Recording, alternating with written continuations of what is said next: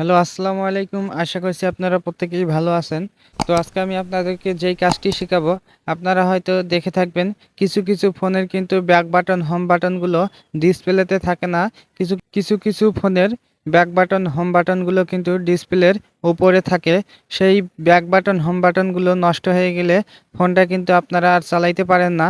তো কিভাবে back button, home বাটনগুলো ডিসপ্লেতে শো করাবেন, ভিডিওটা দেখলেই বুঝতে পারবেন। তো চলুন মূল ভিডিওতে যাওয়া যাক। কাজটি করার জন্য আপনাকে প্লে স্টোর থেকে ছোট্ট একটি অ্যাপস ইনস্টল করে নিতে হবে। তো আপনারা চলে যাবেন ফোনের প্লে স্টোরে। তো প্লে স্টোরে আসার পর এখানে সার্চ বারে সার্চ করবেন নেভিগেশন বার। তো নেভিগেশন বার লিখে সার্চ করার পর প্রথম যে অ্যাপ্লিকেশনটা আসবে, এই অ্যাপ্লিকেশনটা আপনারা ইনস্টল করে নেবেন। আমার অলরেডি ইনস্টল করা আছে। তো আমি ওপেনে ট্যাপ করলাম। তো ওপেনে ট্যাপ করার পর আপনাদের ঠিক এরকম পারমিশন চাবে। এই পারমিশনগুলো এগ্রি করে দিবেন। এগ্রি করার পর এখান থেকে গো টু সেটিংস, আপনার হয়তো সেটিংসে নিয়ে যাবে।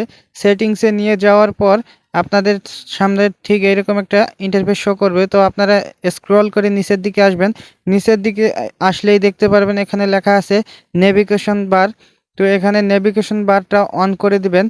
অন করে দেওয়ার পর এখান থেকে নিচে দেখতে পারবেন অ্যালাউ, এই পারমিশনটা অ্যালাউ করে দিবেন। অ্যালাউ করে দেওয়ার সঙ্গে সঙ্গে কিন্তু আপনারা দেখতে পারবেন যে নিচে কিন্তু আপনার ব্যাক বাটন, হোম বাটনগুলো শো করবে। তো আপনি চাইলে এই অ্যাপটার ভিতরে ঢুকে আপনি সম্পূর্ণ কাস্টমাইজ করে নিতে পারেন। তো আপনি প্রথম যে অপশনটা দেখতে পারবেন হাইট।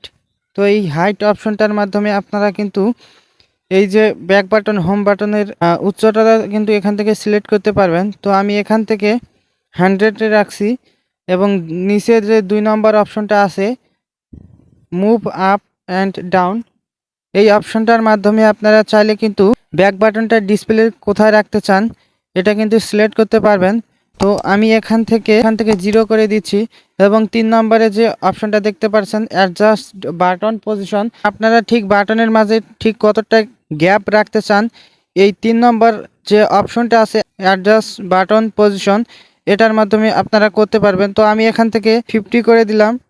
তো 50 করে দেওয়ার পর এখান থেকে আপনারা দেখতে পাচ্ছেন ব্যাকগ্রাউন্ড কালার, এখান থেকে কিন্তু ব্যাকগ্রাউন্ড কালারটা আপনারা চয়েস করে নিতে পারবেন। তো আমি এখান থেকে এই কালারটা সিলেক্ট করতেছি। তো সিলেক্ট করে দিলাম। তারপর আপনারা নিচের দিকে দেখতে পারবেন বাটন কালার, আপনারা কিন্তু এখান থেকে বাটন কালারটাও সিলেক্ট করে নিতে পারেন। তো আমি এখান থেকে রেড কালারটা সিলেক্ট করে দিচ্ছি। তারপর আপনি এখান থেকে যদি থিমে যান, থিমে গেলে দেখতে পারবেন আপনি এখান থেকে আপনার যেই বাটনগুলো যেই বাটনগুলো চয়েস, আপনি সেই বাটনগুলো এখান থেকে সিলেক্ট করে দিতে পারবেন। তো আমি এখান থেকে এটা সিলেক্ট করে দিচ্ছি। এটা আমি সিলেক্ট করে দিলাম। দেওয়ার পর আমি ব্যাগে আসব। তারপরে আপনারা নিচের দিকে এখানে একটা সেটিং দেখতে পারবেন swap back button and reset button, এটা যদি আপনারা অন করে দেন তাহলে আপনার ব্যাক বাটনটা ঠিক এই দিকে থাকবে। তো আমি এটা অন করে দিলাম। অন করে দেওয়ার পরে কিন্তু আপনার সম্পূর্ণ কাজ শেষ। তো আপনি সম্পূর্ণ ব্যাগে চলে আসবেন। তো এই ছিল আজকের ভিডিও ভালো লাগলে অবশ্যই লাইক, কমেন্ট অ্যান্ড শেয়ার করবেন।